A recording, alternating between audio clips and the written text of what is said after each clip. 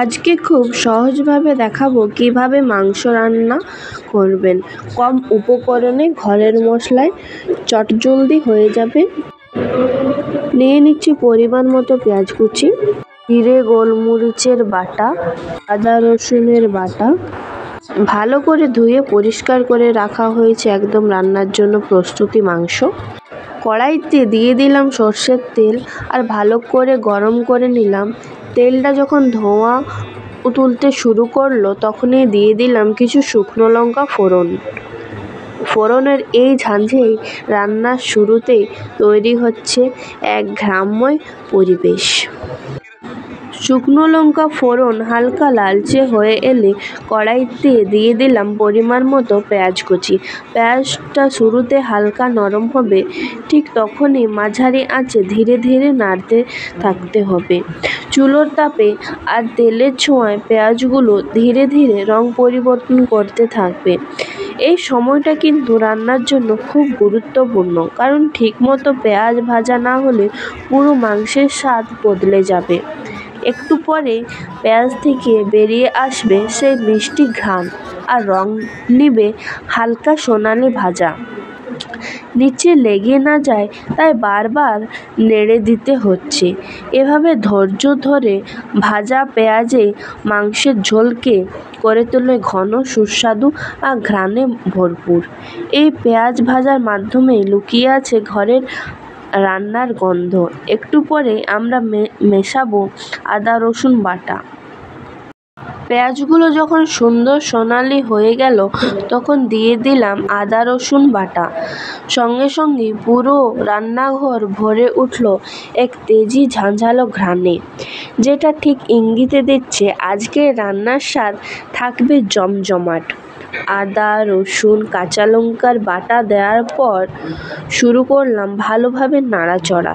মাঝারি আঁচে ভাজতে থাকলাম যতক্ষণ না কাঁচা গন্ধটা পুরোপুরি কেটে যায়। এই ভাজা আদা রসুন কিন্তু পুরো মাংসের ঝোলকে একটা অন্য রকম স্বাদ। আদা রসুন ভালোভাবে ভাজা হয়ে গেলে এবার দিয়ে দিলাম এক চিমটে গন্ধরাজ মানে হলুদ গুঁড়ো। হলুদ শুধু রঙেই নয়, স্বাদ আর সুস্থের একটা গোপন উপকরণ। হলুদের পর এবার দিয়ে দিলাম পরিমাণ মতো নুন। স্বাদের ভারসাম্য বজায় রাখতে এটা খুবই গুরুত্বপূর্ণ। তারপর টুকরো করে কাটা টমেটো দিয়ে দিলাম মশলার মধ্যে। এরপর দিয়ে দিলাম জিরে বাটা আর এক চিমটে গোলমরিচের বাটা।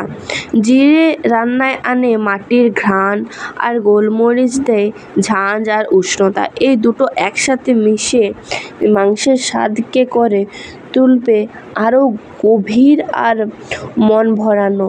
এখন কিছুক্ষণ কষাতে থাকবো যাতে মশলা থেকে তেল ছেড়ে আসে ঠিকঠাকভাবে।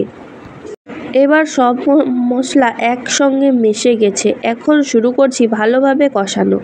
নাড়তে থাকছি ধৈর্য নিয়ে যাতে মশলার কাঁচা গন্ধ চলে যায় আর তেল ছেড়ে দেয়।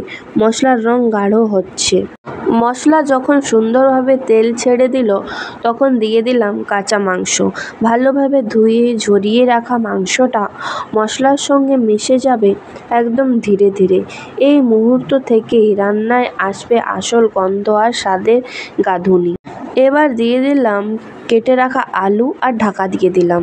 5 থেকে 10 মিনিট মাঝারি আঁচে রান্না হওয়ার পর এখন ঢাকা খুলে দেখছি, আহ কি দারুণ ঘ্রাণ! মাংস আর আলু মশলার সাথে মিশে তেল ছাড়তে শুরু করেছে। এখন আরও একটু নাড়াচাড়া করব যেন সবটুকু ভালোভাবে কষিয়ে নেওয়া যায়।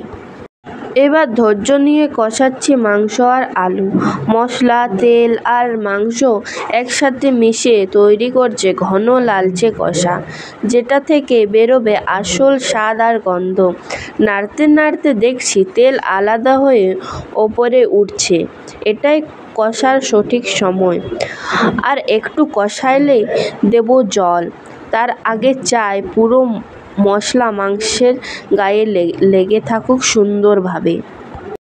এই সময়টুকুই রান্নার আসল জাদু। তেলটা ওপরে উঠে আসছে ধীরে ধীরে আর গন্ধে বুঝে নেওয়া হচ্ছে এখন দারুণ কিছু তৈরি হচ্ছে।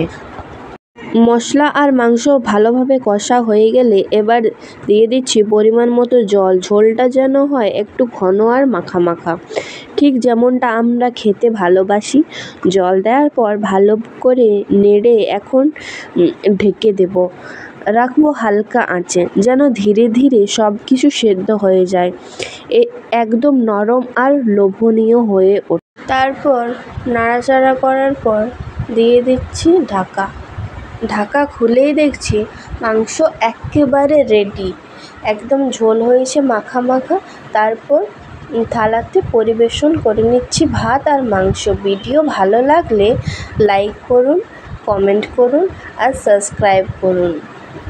Thank you.